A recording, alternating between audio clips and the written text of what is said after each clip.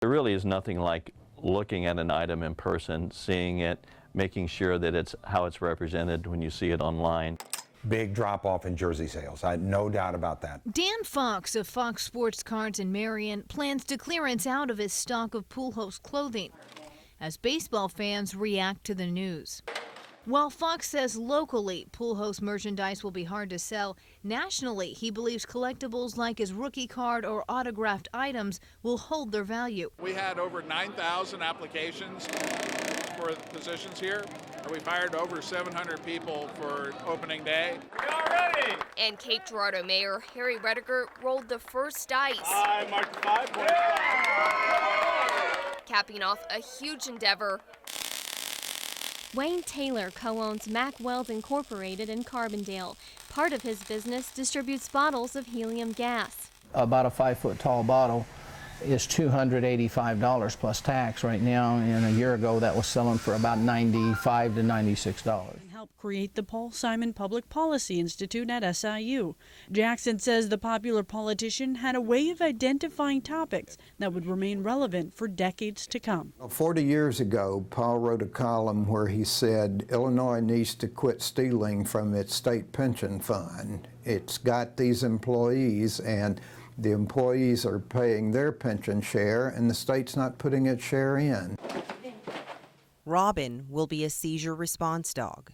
She'll be able to recognize a seizure, push a button for help, and roll her owner to prevent choking. Some dogs really have a good sense of smell, and they're sniffing everything as puppies, and we look for their abilities.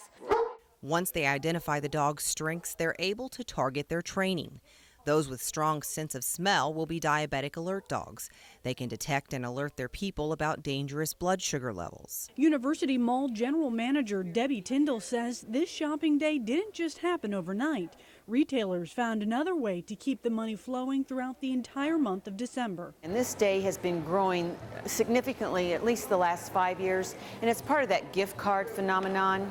Pretty much if you can imagine it in glass, we can make it. Ruth Green has been in the stained glass business for 22 years, a business she says she sort of fell into and quickly fell in love with. All it took was a stroll past a glass cutting shop when an unfinished piece of work caught her eye. And it looked like such exacting work, and it really fit my, like perfect exacting nature, and I thought I have to learn how to do that. From ongoing restorations inside homes with winding metal staircases to a fire-breathing dragon sculpture inside a fountain, Page Ironworks projects can be seen in many places across our region.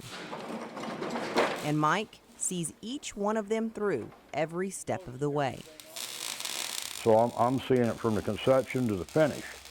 And we build it here, we sandblast it, we paint it, we go install it.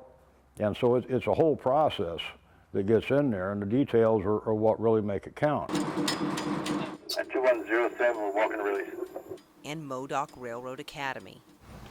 2107, you are set and center, red zone over. Where owner David Rangel will work to add him and many others to a growing list of success stories. Our first graduating class for conductors was in 2000. We had 6 people come through the program. They all were employed immediately, going to different places across the United States.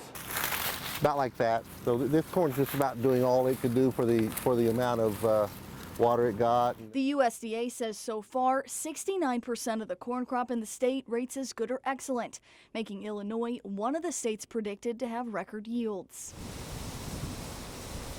McLaren says he expects to yield more than his average, but says that's a blessing because times are tough. He believes his family's success can be attributed to many things. One of them is their willingness to share what they've learned.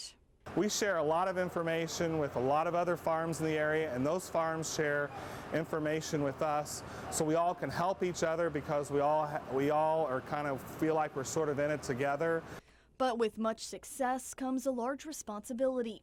At the height of harvest season, the orchard employs around 80 people, many of them first-generation immigrants. He says his family prides themselves on helping those employees get their start in this country. If you work hard and you do the right thing, then you'll prosper.